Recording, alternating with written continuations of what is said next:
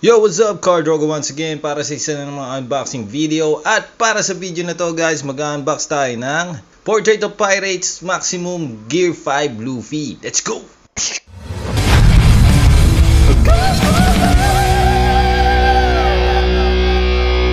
Okay, buksan na natin to guys. Unahin natin tong brown box. So habang binubuksan natin guys, shoutout ko lang yung tropa natin from Santolan, Pasig, si Kirk Patrick Rivera. Shoutout sa iyo kapatid. So yan, tanggalin natin siya sa brown box.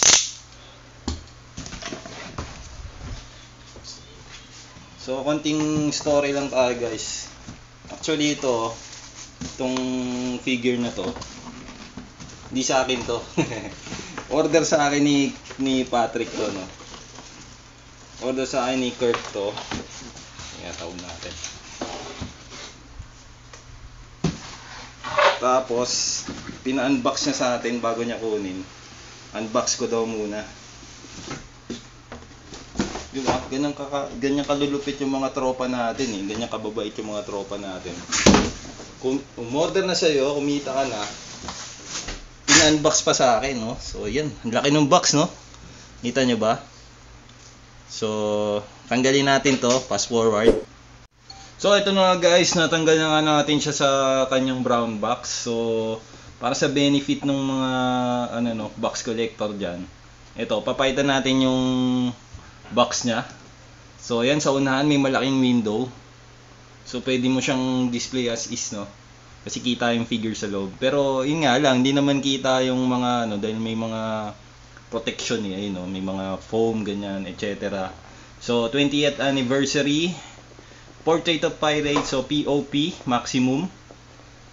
Monkey D. Luffy Gear 5. Siyempre ito, gawatan ng Mega House. Yan, so, dito sa taas, merong One Piece na logo. TV One Piece 25th. Yan, na logo. XM Model Limited dyan. Tapos para siyang nasa yung design niya may buwan. Yun yung window niya, parang buwan. Tapos ito yung picture ni Luffy.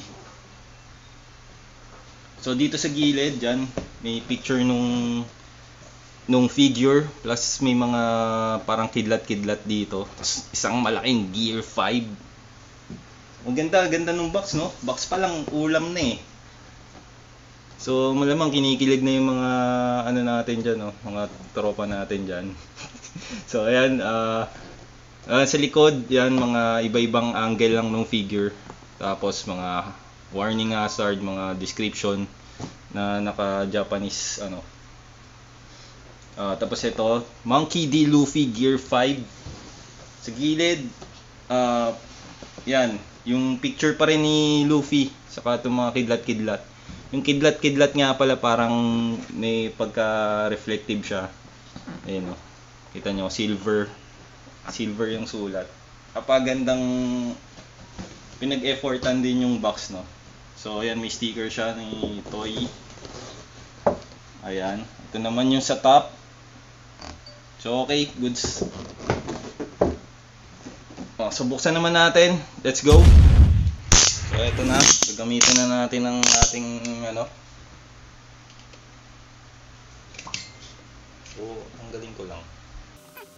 Tanggalin na natin. Sarap ng tunog nun, no? Ito ba? Yan ang isa sa mga nakaka-enjoy sa pag-unbox yung tunog yung stock nung Ayan. Buti na natin. So yung box niya nga pala guys, parang kasing laki yung halos yung mga nauna nating box na POP, Portrait of Pirates. Ayan boom, rin. Kala ko maliit lang kasi nga Gear 5 Yung papansinin nyo guys, kita ba? Yan, may artwork din sa loob ng box. Kulay yellow. So ito, tanggalin natin sa clamshell. Ito marami itong marami rin itong mga plastic ay mga tape Yan. So, tingnan natin.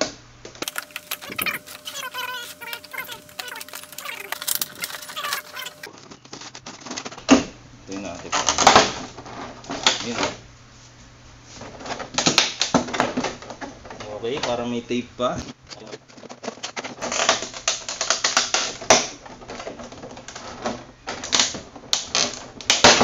Jumigpit ha. Lumalaban guys. Lumalaban siya. Ingay no?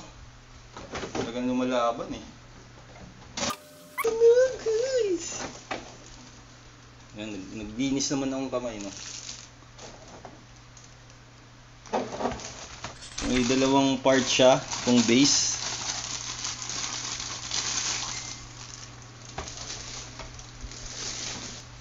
Ito yung base niya. Tahan nyo ba? Ayan Gogi, base pa lang Base pa lang pre. Aangas na Ito nyo yung kulay. Sana nabibidyo ako na maayos para makita nyo yung kulay ng Medyo malupit Ayan, tapos may gear 5 dun sa sa base nya. Tapos mga parang kidlat-kidlat. So ito parang, hindi to resin guys ano lang din to, PVC lang. Pero medyo mas high quality siya kaysa dun sa mga Banpresto figure natin. So ito na yung figure guys. Ayan, close up natin. So simulan natin dito sa paa. Kita ba yung paa? Yung tsinelas niya medyo nakaangat Ang galing. Ayan, tingnan niyo yung details. Ang ganda, di ba? So dito may butas, dito natin ipapasok yung stand. Mamaya, huwag kayong mag-alala, lagay natin 'yon. Tapos ito yung shorts niya. May mga shades of purple na parang may pagka makintab. Ayun parang may pagka pearl yung shorts niya. Yan, tingnan niyo yung details. Tapos yung skin tone guys, pansinin niyo. Kung napapansin nyo, may mga shading siya. Ang ganda nung pagkaka-paint. Napakaayos ng pagkaka-paint niya, Okay ba? Ayan yung buhok. Ito medyo mabigat siya. Pero hindi ganong kabigatan. Tama lang. Yun. Focus natin sa mukha. Try kong i-focus sa mukha. So, yan. Napakaayos rin, Maganda yung sculpt. Head sculpt. Saka yung paint. Sobrang ayos niya. Kung di ako nagkakamali guys, ang SRP nito is nasa around 10k. Mas mura siya kumpara doon sa Gear 4. Kasi nga mas mas maliit. Sorry. Ayan. So ito, meron siya ng mga effects ng Gear 5. Yan, nakita niyo yung sombrero. Parang may pagka-green siya May mga shade siya ng green. Hindi ko alam kung bakit ganun. Ayan. Pero maganda yung details guys Kita nyo ba? Sana na-justify kayo. Pero ayan, nagkita naman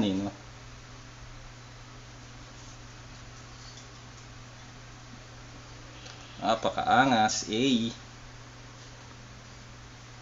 Yung damit niya may pagka-pearl. Yung datingan. Napakaganda. Napaka-detailed. So, ikabit na natin. Let's go! At eto na nga, nakabit na nga natin siya sa kanyang base. At apakaangas. Very seeable mga idol tingnan mo naman pre. Bagay na bagay yung base dun sa figure Yung pose ng figure napakaangas. Tapos yung mga paint job.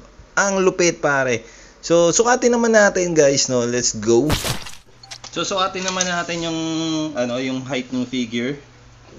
So around rin siya hanggang dito sa pinamataas na effects. 9.5 inches. So yung lapad niya around 8. Yung base niya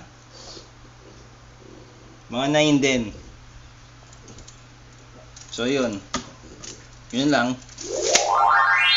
At dito na nga nagtatapos guys ang ating unboxing video. Maraming salamat sa panonood. Sana nag-enjoy kayo. If you have comments or suggestions, just leave it on the comment section below. At kung di ka pa nakapag-subscribe, and now is the right time to hit that subscribe button and notification bell para updated ka sa mga videos na ilalabas natin dito. And again, this is Car Drogo. Kita-kits sa mga susunod na videos. Bye-bye!